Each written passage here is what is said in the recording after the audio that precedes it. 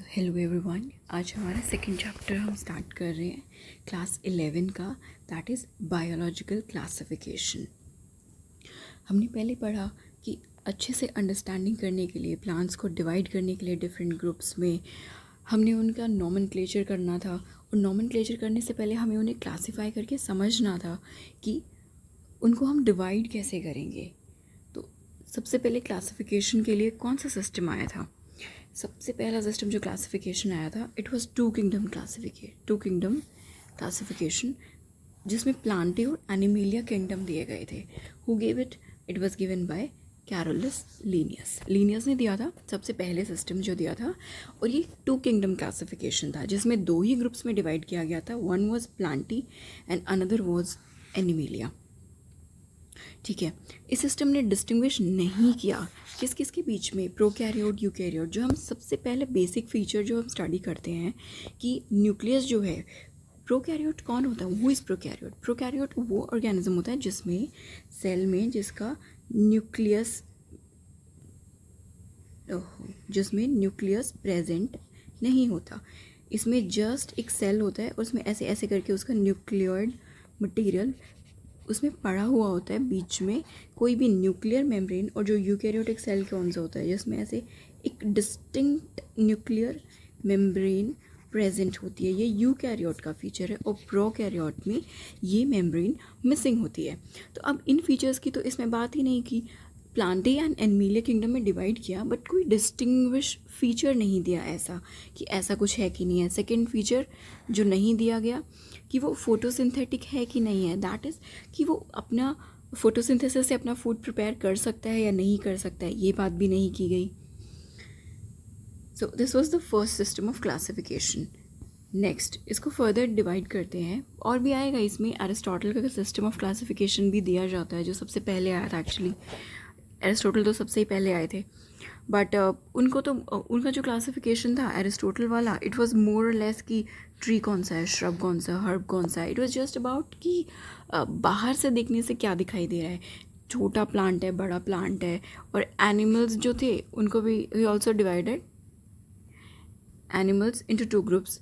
और एनिमल्स को उन्होंने दो ग्रुप्स में डिवाइड किया था, वन जिनमें रेड ब्लड होता है, दूसरा जिसमें रेड ब्लड नहीं होता है। तो ऐसे एरिस्टोटल ने सबसे पहले डिवीजन दिया था। बट जो मेजर स्टडी करते हैं हम लोग वो लीनियस का, कैरोलस लीनियस का स्टडी करते हैं। बट इनसे भी बाद में, और जो सबसे इम्पॉर्टेंट है, जो हमारे पूरा बेस जो फॉर्म करता है, वो फाइव किंगडम क्लासिफिकेशन है। फाइव किंगडम क्लासिफिकेशन किसने दिया था? आर.एच. विटेकर ने दिया था 1969 में। आर.एच. विटेकर ने दिया फाइव किंगडम क्लासिफिकेशन। इसमें डिवीजन उन्होंने किया था कौन से में? मोनेरा था, protista, Fungi, Plantae and animalia. In 5 division की बात करते हैं। आर.एच. विटेकर ने फाइव किंगडम क्लासिफिकेशन दिया था, जिसमें उन्होंने प्रपोज किया कि 5 किंगडम हैं जिनमें हम सभी लिविंग ऑर्गेनिजम्स को डिवाइड कर सकते हैं। First one is Monera, second one is protista, third one is fungi, fourth one is Plantae and fifth one is animalia. अब इनके डिविजन्स को हम टैबुलर फॉर्म में बहुत अच्छे से स्टडी कर सकते हैं। For example, first characteristic feature हम अभी स्टडी करेंगे सेल टाइप। सेल कैसा है, बेसिक क्या है सेल का? जैसे मोनेरा में it is prokaryotic means it's genetic material is not surrounded by any nuclear membrane absent है। प्रोटिस्टा में यूकैरियोटिक है। From protista onwards in fungi eukaryotic होगा, प्लांटिंग में भी यूकैरियोटिक, और एनिमेलिया में भी यूकैरियोटिक। सो एक बार जब हायर फीचर ऐड हो जाएगा तो वो हायर ही रहेगा, वो फिर लो नहीं होगा। यहाँ पे प्रोकैरियोटिक से जब यूकैरियोटिक पे वो इवॉल्व कर गया तो फिर यूकैरियोटिक ही कंटिन्यू रहेगा। Second feature, cell wall.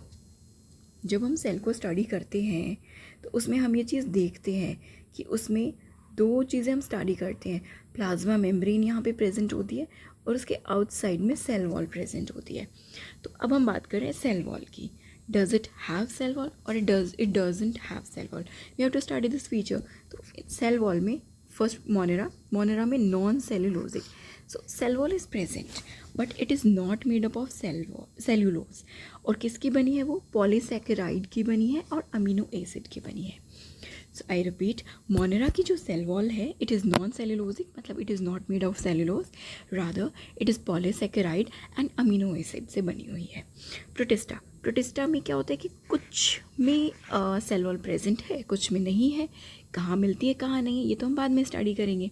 Third one, fungi. Fungi की जो सेल वॉल है it is made of chitin, वो काइटिन की बनी हुई है. प्लांटी, प्लांटी में ये आपको बहुत अच्छे से याद करना है कि इनकी सेल वॉल सेलुलोज से बनी हुई है. Animalia, they lack cell wall. Animals, we don't have a cell wall, right? Another animals also don't have it. So in Animalia cell wall is absent. Now third feature की बात करते हैं, nuclear membrane.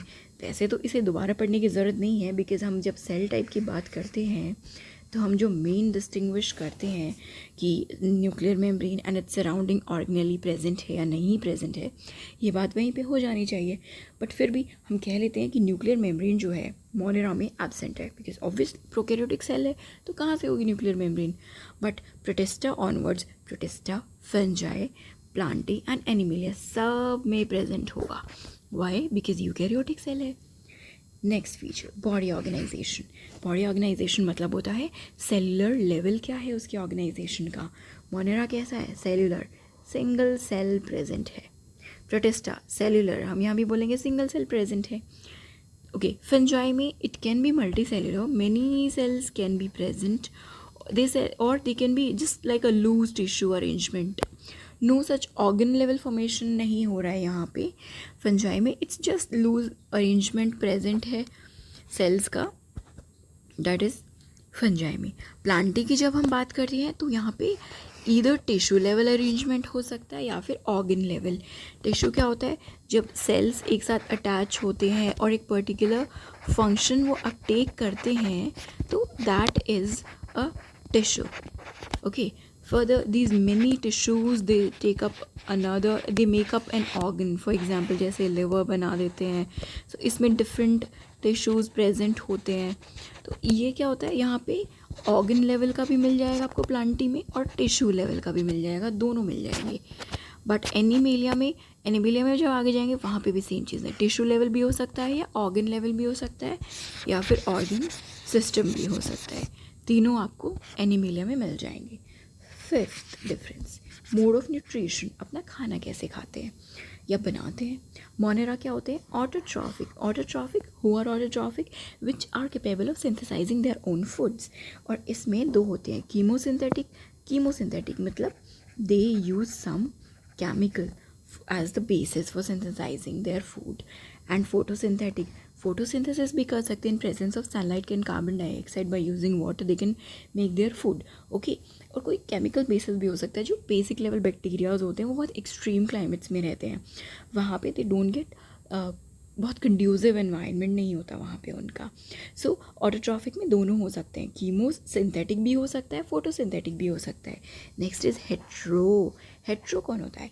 Hetero which are dependent on others for making their own food. इसमें example होता है saprophytic और parasitic. Saprophytic या parasitic, जो सैप्रोफाइट्स होते हैं या जो पैरासाइट्स होते हैं वो मोनेरा में ही आते हैं. तो कितना मोड हमने स्टडी किया, ऑटोट्रॉफिक एंड हेट्रोट्रॉफिक. ऑटोट्रॉफिक में कीमो एंड फोटोसिंथेटिक. हेट्रो में भी स्टडीड सेप्रोफिटिक भी हो सकते हैं और पैरासाइट मोड भी फॉलो कर सकते हैं. सो ये हमने मोनेरा की बात की, राइट. Second, protista. प्रोटिस्टा में it is autotrophic and heterotrophic, दोनों चल रहा है. ऑटोट्रॉफिक यहाँ भी था, हेट्रोट्रॉफिक यहाँ भी था. प्रोटिस्टा में भी ऑटोट्रॉफिक भी है और हेट्रोट्रॉफिक भी है. फंजाई में heterotrophic mode of nutrition mainly होता है और मेनली सैप्रोफिटिक एंड पैरासिटिक है. देखो, मोनेरा प्रोटिस्टा दोनों में ऑटो एंड हेट्रो था, बट फंजाई से क्या हो रहा है? हेट्रोट्रॉफिक मोड ऑफ न्यूट्रिशन है और उसमें भी डिवीजन है, सैप्रोफिटिक या फिर पैरासिटिक फॉर श्योर जाएगा. प्लांटी में आपको आंखें बंद करके बोलना है जी, ऑटोट्रॉफिक है इनका mode of nutrition. Animalia heterotrophic mode of nutrition. Holozoic, saprophytic, इनमें बहुत सारे मोड्स हैं. बेसिक डिवीजन क्या है? हेट्रोट्रॉफिक मोड ऑफ न्यूट्रिशन होता है इनका. सो ये 5 कैरेक्टर्स ब्रॉडली 5 किंगडम सिस्टम जो हमारा होता है उसका बेसिस होते हैं डिवीजन का. अब इससे आगे इन डिटेल्स में इतना पढ़ने का कुछ है नहीं, बिकॉज हमें ये सारे डिटेल्स दोबारा पढ़ने पड़ेंगे इनके कैरेक्टरिस्टिक फीचर्स की हम जब बात करने लगेंगे. So it's better we focus on special kingdoms only. For example, अब हमारा पहला डिवीजन था Monera. Monera was our first division. Monera basically what organisms are its constituents. What group of organisms represents Monera? Bacteria. Bacteria जो है वो soul members है, इकलौते members हैं मोनेरा की. कौन है इकलौते मेंबर्स मोनेरा किंगडम की? बैक्टीरिया है. बैक्टीरिया क्या है? सबसे अबंडेंट ऑर्गेनिज्म है, बहुत वाइड स्प्रेड हमें ये मिलता है. और बैक्टीरिया सब जगह अकर करते हैं, एयर में, वाटर में, सॉइल में, on your hands, in your digestion system, सब जगह आपको मिल जाएंगे बैक्टीरियाज. दूसरा, बैक्टीरिया जो होते हैं वो एक्सट्रीम हैबिटेट में रहते हैं, जैसे कि hot springs. Hot springs, if you would have visited places like Manali और ऐसी जगह पे जहाँ हॉट वाटर स्प्रिंग्स होते हैं ना, जहाँ ज़मीन से गर्म पानी आता है ऊपर में, तो वहाँ पे भी ये बैक्टीरिया सर्वाइव करते हैं. ये डेजर्ट में भी सर्वाइव करते हैं, ये बर्फ़ पे भी मिलते हैं, ये डीप ओशंस में भी मिलते हैं. जहाँ इतने एक्सट्रीम क्लाइमेट में ये हमें मिल जाएंगे जहाँ बाकी लाइफ फॉर्म्स का सर्वाइवल बहुत ही ज़्यादा डिफ़िकल्ट होगा, ये हमें वहाँ पे भी मिल जाएंगे. बैक्टीरिया को फर्दर हम 4 कैटेगरीज में डिवाइड करते हैं on the basis of their shape. Shape के बेसिस पे हम उनको डिवाइड करते हैं. कैसे? कोकाई. कोकाई क्या होता है? कॉकस. ठीक है, कोकाई मतलब राउंड, कॉकस गोल. दूसरा, रॉड शेप, जो ऐसे रॉड के शेप के होंगे ना, ऐसे इनको बोलेंगे बैसिलाई. रॉड शेप जो स्ट्रक्चर ऐसे दिखाएंगे, ये बैसिलाई होते हैं. और बैसिलस, प्लूरल में बैसिलाई बोल देंगे, सिंगुलर में बैसिलस बोलेंगे. जैसे कॉकस था और प्लूरल बोलेंगे तो कोकाई बोल देंगे. कोकाई क्यों? क्योंकि राउंड शेप है, स्फेयर जैसी है. रॉड शेप्ड है तो बैसिलाई बोलते हैं या फिर बैसिलस बोलते हैं. कॉमा शेप्ड, अब ये बिल्कुल ही कॉमा बना के बैठ जाएंगे तो इनको बोलेंगे विब्रियो. प्लूरल में, सिंगुलर में विब्रियम, प्लूरल में बोलेंगे विब्रियो. और स्पाइरल शेप्ड, ऐसे स्पाइरल जैसे ऐसे शेप्स बनाने लग जाएंगे तो फिर इनको बोलेंगे स्पाइरलम, या फिर प्लूरल में बोलेंगे स्पाइरला. ऑलराइट, ठीक है. इनका स्ट्रक्चर बहुत ही ज़्यादा सिंपल होता है बट बिहेवियर बहुत कॉम्प्लेक्स होता है. और इनकी मेटाबॉलिक एक्टिविटी बहुत डाइवर्स होती है. ये ऑटोट्रॉफ्स भी हो सकते हैं, अपना खाना खुद भी बना सकते हैं इनऑर्गेनिक सबस्ट्रेट्स को यूज़ करके. ये फोटोसिंथेटिक ऑटोट्रॉफ्स भी हो सकते हैं, कीमोसिंथेटिक ऑटोट्रॉफ्स भी हो सकते हैं, और ये हेट्रोट्रॉफ्स भी हो सकते हैं, दूसरे ऑर्गेनिज्म से अपने फूड के लिए डिपेंड भी कर सकते हैं. वो फर्स्ट डिवीजन था मोनेरा में जब हम बात कर रहे थे. अब इसको फर्दर हम डिवाइड करेंगे. ये हमने बेसिक कैरेक्टर्स पढ़े हैं अभी तक, पर जब हम फर्स्ट डिवीजन की बात करते हैं तो we talk about archaebacteria. Basically ये 2 में ही डिवाइडेड होता है, archaebacteria and eubacteria. Archae means something that is living in the extreme harsh habitats. सबसे हार्श हैबिटेट्स में जो रहता है that is archaebacteria. For example, extreme salty areas में जो आपको मिलेंगी हेलोफाइल्स, हॉट स्प्रिंग्स में मिलेंगे थर्मोएसिडोफाइल्स, बहुत acidic. It's not only high temperature, उसमें एसिड भी बहुत ज़्यादा है. ऐसे हॉट स्प्रिंग्स में हमें मिलेंगे आर्की बैक्टीरिया. मार्शी एरियाज़ में मिलेंगे. मार्शी एरियाज़ में जो मेनली मार्शी एरिया में क्या होता है, मीथेन बहुत ज़्यादा प्रोड्यूस होती है, तो वहाँ पे मिथानोजेंस मिलते हैं. सो आर्की बैक्टीरिया जो बहुत ही ज़्यादा हार्श हैबिटेट में पाए जाते हैं उन्हें बोलते हैं archaebacteria. Now they have a different cell wall structure. और ये सेल वॉल का जो स्ट्रक्चर होता है ना, जो डिफरेंट है, ये उनका एक्सट्रीम कंडीशन में सर्वाइवल को इंश्योर करता है. आर्की बैक्टीरिया में सेल वॉल जो होती है, it is different. Its cell wall structure is different, and this different cell wall structure ensures their survival in extreme conditions. Methanogens are present in gut. अब जो methanogens की हम बात कर रहे थे वो gut में present होते हैं.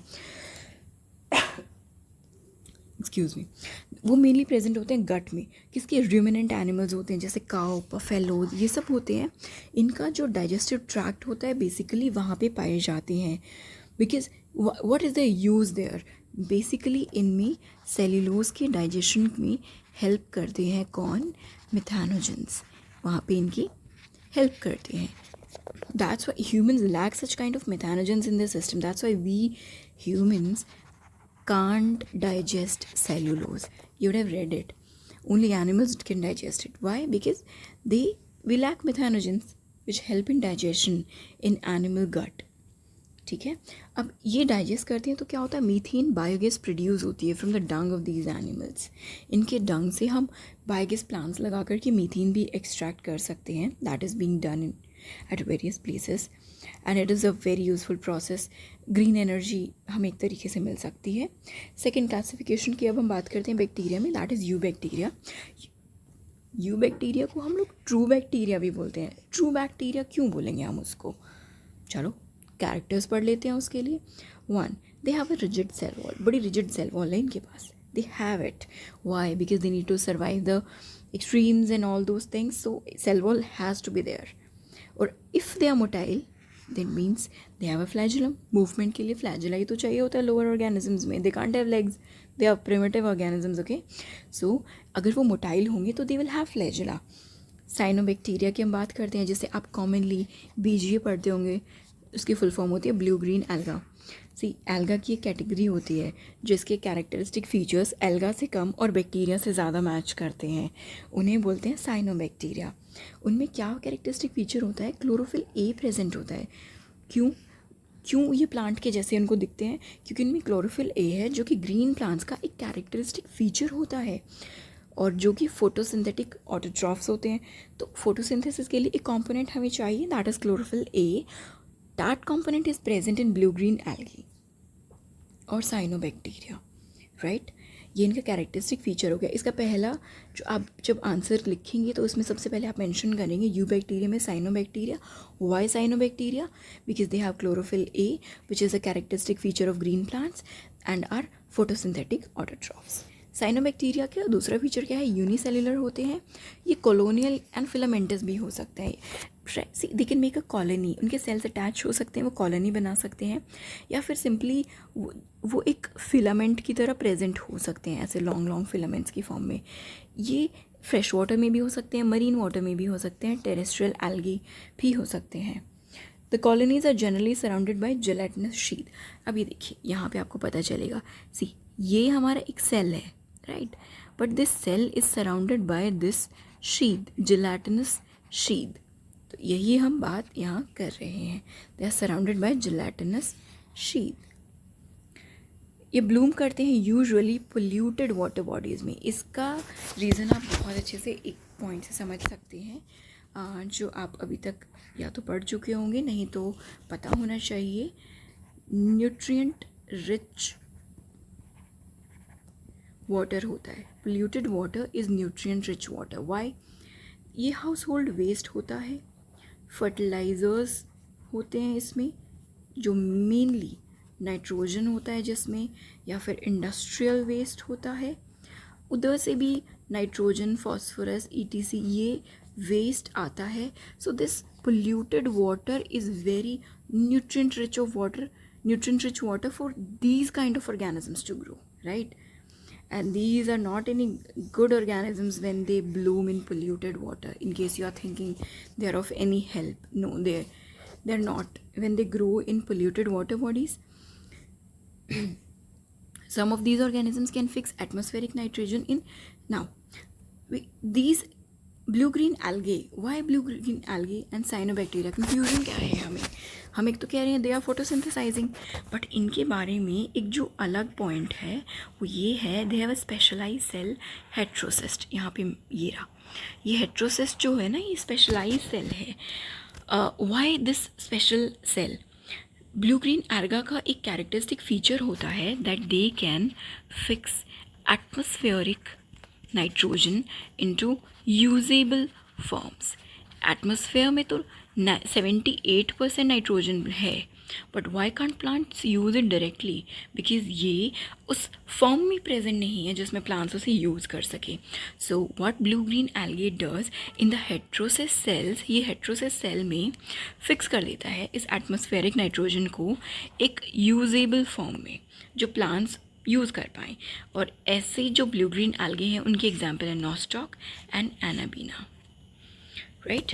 कीमोसिंथेटिक ऑटोट्रॉफिक बैक्टीरिया ऑक्सीडाइज कर देते हैं, जो कीमोसिंथेटिक ना, हमने ये पढ़ा, ठीक है। ये क्या था, ये फोटोसिंथेटिक ऑटोट्रॉफ टाइप का बिहेवियर था। सेकेंड बिहेवियर कौन सा है, कीमोसिंथेटिक ऑटोट्रॉफिक बैक्टीरिया। वो क्या करते हैं, दे यूज़ वेरियस इनऑर्गेनिक सब्सटेंसेस जैसे कि nitrate, nitrite, ammonia and use the release energy for the ATP production. वो नाइट्रेट, नाइट्राइट, इनऑर्गेनिक सब्सटेंसेस, ये सबको अमोनिया, इन सबको यूज़ करेंगे, ये सारे इनऑर्गेनिक सब्सटेंसेस को, और जो वहाँ से रिलीज़ होगी एनर्जी उसको एटीपी प्रोडक्शन के लिए यूज़ करेंगे। What is the specific role they play? They play a great role in recycling nutrients like nitrogen, phosphorus, iron and sulfur. आपने स्टडी किया होगा नाइट्रोजन, फॉस्फोरस, सल्फर साइकिल। अगर नहीं किया है तो 12th क्लास में फिर आएंगे ये बायोजियोकेमिकल साइकिल्स हम इन्हें बोलते हैं। तो biogeochemical cycles, what does it mean, nutrients जो होते हैं वो एक फॉर्मेट से दूसरे फॉर्मेट में रिसाइकल होते हैं। फॉर एग्जांपल नाइट्रोजन एयर में प्रेजेंट थी, वहाँ से नॉस्टॉक ने उसे फिक्स किया, so some plant takes it, ठीक है, प्लांट ने उसे लिया, now plant dies, this is again released in soil, soil से it can go back to air. So ये जो एक साइक्लिकल फॉर्म है ना ऐसे न्यूट्रिएंट की सर्कुलेट होने की, सो ये ग्रेट रोल प्ले कर रहे हैं इस रिसाइकलिंग में न्यूट्रिएंट की, right. Okay, now next point, third, heterotrophic bacteria. हमने 3 पढ़ लिए हैं, 2 पढ़ चुके हैं, तीसरा हम स्टार्ट कर रहे हैं। One was photosynthetic autotrophs, second one is chemosynthetic autotrophs, third one is heterotrophic bacteria. They are the most abundant. Heterotrophic means they are dependent on another organisms or like outside environment for their food. They can't do it on their own. Majority are decomposers. Okay, majority इनमें से decomposers होते हैं और इनका human life पे बड़ा impact होता है। इसके क्या एग्जाम्पल हम स्टडी करते हैं, कर्ड मेकिंग में जो हम हेल्प लेते हैं बैक्टीरिया की, मिल्क से एंटीबायोटिक प्रोड्यूस करने में, नाइट्रोजन जो लेग्यूम रूट्स में फिक्स होता है, वो सब भी एक इम्पॉर्टेंट कंपोनेंट्स हैं इसके। बट कुछ पैथोजेंस भी होते हैं जो डिसीज़ कॉजिंग होते हैं, जो ह्यूमन क्रॉप्स को, फार्म एनिमल्स को, पेट्स को, सबको डिसीज़ कॉज कर देते हैं। Example cholera, typhoid, tetanus, citrus, canker, ये डिफरेंट बैक्टीरिया कॉज करते हैं डिसीज़ को। बैक्टीरिया रिप्रोड्यूस कैसे करता है, they reproduce mainly by fission. See there are many methods that will be studying in detail, but the most common method that we know is fission. Fission means होता है, this is a parent animal, right? It has a nucleus here. The nucleus will enlarge, alright, this nucleus will further enlarge. Now after this the cytoplasm gets divided, थोड़ा बड़ा बन गया, into 2 parts. Now this is binary fission. This is one type of fission. Basically it can be multiple fission as well or binary fission as well. If it would have been multiple fission, so we could have seen multiple bodies forming from one parent. That would meant multiple fission is happening here, right? So basically they divide by fission. They divide by fission method. Here you can see it. This division is taking place at this part. Sometimes under unfavorable conditions they produce spores. Unfavorable conditions जब हो जाती हैं, so what do? They kind of enter a dormant stage when they form a thick coating around themselves and they stop all the activities. They stop everything. And they stay in that state for weeks, months, years, and any number of time. These lower organisms, you'd have read in newspapers spores of that time found while archaeological extractions के time पे हमें मिल जाते हैं बहुत सारे spores. So unfavorable conditions से cope up करने के लिए they become inactive by forming this. They produce spores. They also reproduce by sort of sexual reproduction by adopting primitive DNA transfer from one bacteria to another. और ये ना genetics में particularly पढ़ना होता है. Basically they follow the method of transduction where a part of DNA gets transferred from one bacterium to another, but this is a very short duration process and it is not equal to humans and other higher animals. ये बहुत ही primitive level का transfer afford कर पाते हैं from one bacterium to another. This process is transduction. और नाम की आपको ज़रूरत नहीं है, you just need to understand yes they can also transfer their genetic material by this process. Third, fourth we can talk about mycoplasma. Mycoplasma वो organisms होते हैं जो completely cell wall उनमें होती नहीं है. They completely lack cell wall. We were studying कि ये plasma membrane है, outside it there is cell wall. Now we are talking about mycoplasma. What is common in mycoplasma? They just have plasma membrane. They lack cell wall. They are the smallest. See, smallest living cells present होते हैं and they can survive without oxygen. इनको oxygen नहीं चाहिए. They are the smallest living organisms and they are pathogenic. Mostly, actually not mostly we can say, but many of them are pathogens in animals and plants. Okay, we'll stop here और अपनी next video में हम बात करेंगे second kingdom की, that is protista.